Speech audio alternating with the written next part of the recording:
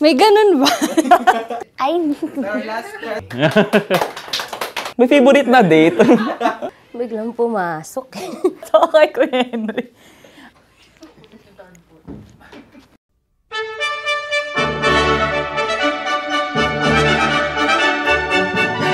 Ako po si Kayna Vida, a single. I am Christine De Leon. I'm single. My name is Kenneth Galvez and I'm taken. John D, single. Available sa 40. Kung may mag-aaya. Kimi. My name is Gloria Febagon. I'm not single. My name is Dan, married. I'm Jaya in a relationship. Ako si Eulalia Hechanova de los Santos. Do I look like 67 years old?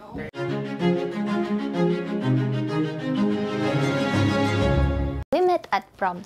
Nagkita lang po talaga kami unexpectedly. Hinatid niya rin po ako hanggang bahay. I believe that was a date even if hindi niya alam. Going to places na may scenic views. More on sa Rizal talaga.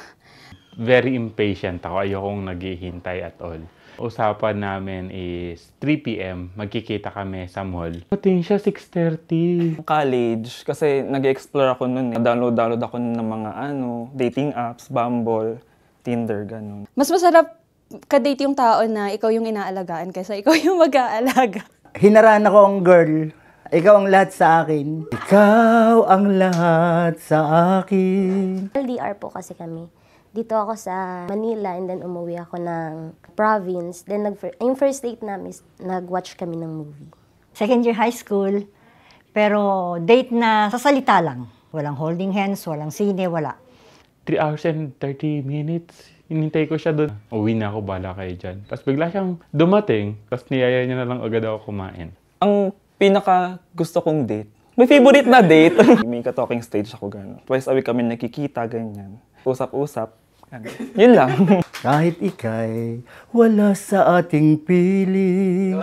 Current relationship ko kasi, nag-start siya during pandemic, 2021. So, exciting siya in a way kasi syempre, mayroong mga boundaries na kailangan yung i-take. Isang magandang alaala, isang kahapong lagi kong kasama. Basta pagka pumunta lang kami sa Luneta, pero marami kami magkakaklase. Ganun lang ang date namin noon. That was 1971, 72, 73, 74. Mga ganun.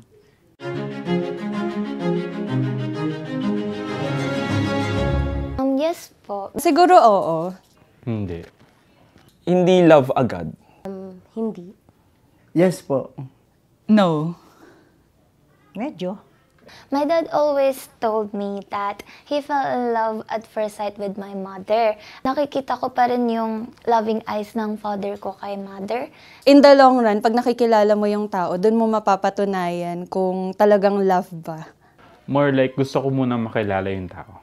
Gusto kong makausap, gusto kong magkaroon kami ng connection kung magkakaroon man. Love at first sight, para siyang haka-haka. Pero yung love kasi is, hindi mo siya nakikita at a first glance. You will get to love a person kapag nakilala mo na siya ng buo, nakakasama mo na siya. Unang kita ko pa lang sa girl, hinarahan ako na siya. Na-love at first sight, kumbaga. Kasi siya na yung naging asawa ko eh. Kasi ako yung klase ng tao na mas ako sa personality. Yun yung mas tinitake ko. Kasi pagka sinabi mong love at first sight, ganun lang. Gwapo eh. Ganun. Tipong ganun. Cute. Di ba?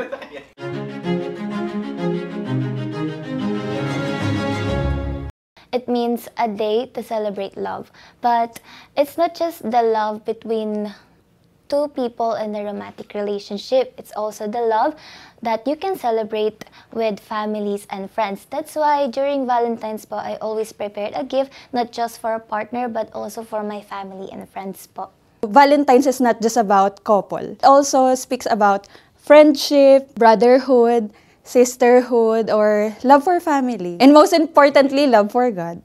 To be with someone you love during that special day. Kasi isang beses nga lang sa isang taon, hindi mo pa i-spend sa taong mahal mo. Self-love, ganyan. Self-care, ganun. Yung pagiging single ko ng matagal na panahon at wala naman ako nakakausap. Baka meron dyan kumausap sa akin. So, darating na February 14. Normal na araw na lang, ganyan. Siguro, i-date ko na lang yung sarili ko. Magkakape ako, magbabasa ako ng libro na binabasa ko. Mahalin yung wife forever. Ikaw muna, natatouch ako. Teka muna, natatouch ako. Hindi ko alam bakit natouch ako bigla. Sandali, okay lang. Hindi na-touch talaga. Hindi ko alam. Bigla nang napaluha ako. Ganun ba yun? Bakit ganun? Teka muna, bakit? Bakit na-touch ako? I treat every day as Valentine's Day naman eh, if you have the chance to do it. So, pag sinabi mong Valentine's, ganito, ang hugis ito is puso natin. Madaling masaktan. Konting ano lang eh, naghihinanakit. Pag sinabi mong Valentine's, talagang puso sa puso nagmamahalan, nagkakaintindihan. Special siya. Though, hindi naman yun because nagse-celebrate kayo, pupunta kayo sa ganito or what. It's remembering kung ano yung mga bagay na nangyari sa inyo sa relationship nyo as partner.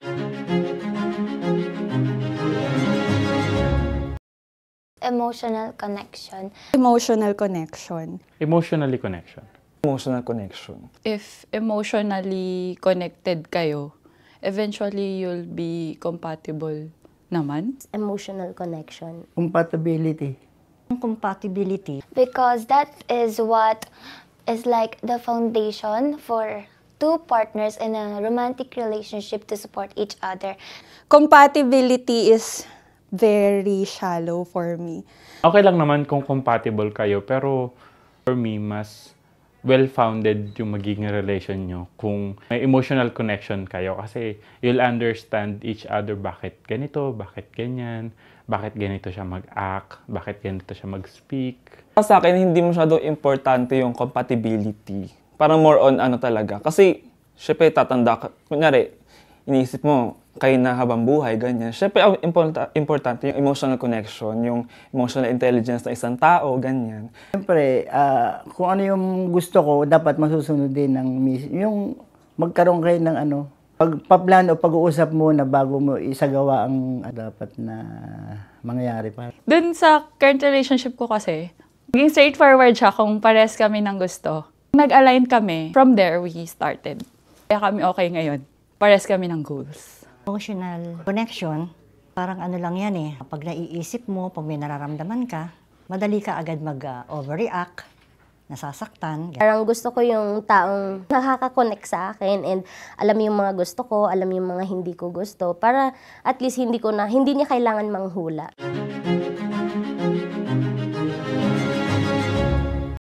I think that it mostly comes off from the elderly people, but I believe that elderly people say that out of concern to the younger generation.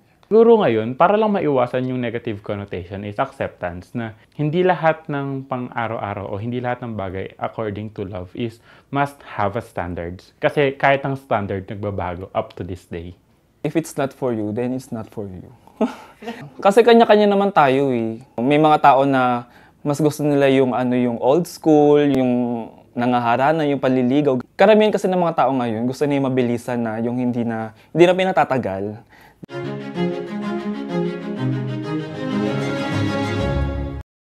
Be wise and be safe.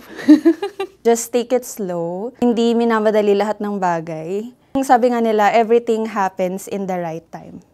Ang iniisip ng mga kabataan ngayon is, compatible sila, love na.